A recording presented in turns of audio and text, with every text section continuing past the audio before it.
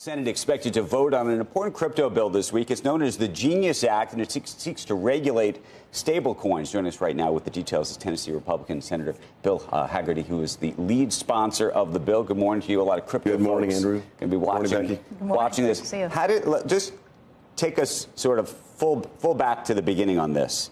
How did this even come about, and what does this actually do? For folks who don't know. It's actually born from a great deal of frustration. We started working on the bill in earnest back in the fall. But we've watched what's happened with the absence of any type of regulatory framework here in America. And what we see is this type of innovative technology moving offshore. The last thing I want to see is that. I don't want to see innovation leaving America. It's all happening here right now. But what we saw was a lack of regulatory framework, which means a lack of certainty. And if you're using enforcement actions from the SEC, which was what has been happening for the past 4 years to regulate the markets, it creates massive amounts of uncertainty. This will fix it. So, but in terms of just understanding how this bill works and what it does, what is it?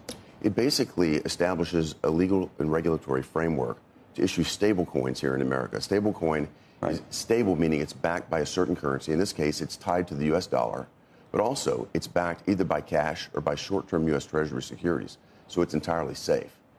Having that type of regulatory framework and disclosure around it so we know exactly what's backing up these digital dollars, if you will, is going to be great. Because what was happening before was the SEC would issue something that basically just scared people, wouldn't tell them what works. They would go after enforcement actions after things that they didn't like. And that left the entire industry saying, what are we allowed to do? What are we not? But this is a payment mechanism, and not to be confused with Bitcoin or something that has a speculative component.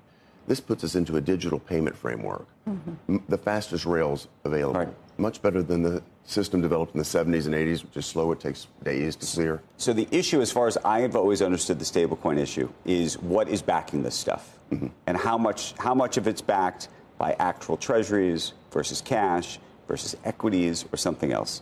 What does this say about all of that? It's not going to be equities. It's going to be high-quality, short-term assets, either short-term short-term U.S. Treasuries or cash. I think the majority of it will be U.S. Treasuries. In fact, what this will do, and the projections are by 2030, this is according to Citibank, stablecoin issuers will be the largest holders of U.S. Treasuries in the world. Who has been fighting this? Well, the people that like centralized currencies. This is a decentralized concept. Where you register with the various. No, but I'm so interested in terms of who was trying to get meetings with you for the last year to say, please, this is a terrible idea. No one in the industry is doing that. Of course not. It has to do with my colleagues. And basically, it's gotten to be a question, and we'll find out tonight.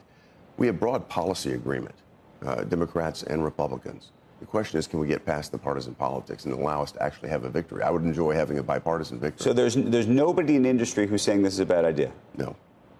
So the only people who are saying it's a bad idea to you thus far are, you're saying, just other politicians? For what reason, it's though? Politicians that want to see centralized control. Right.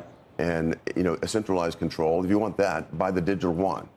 I don't want to see that happen here in America. I think it would be devastating for the dollar's value as the reserve currency. This will actually perpetuate the dollar's value as a reserve currency. It will extend that momentum.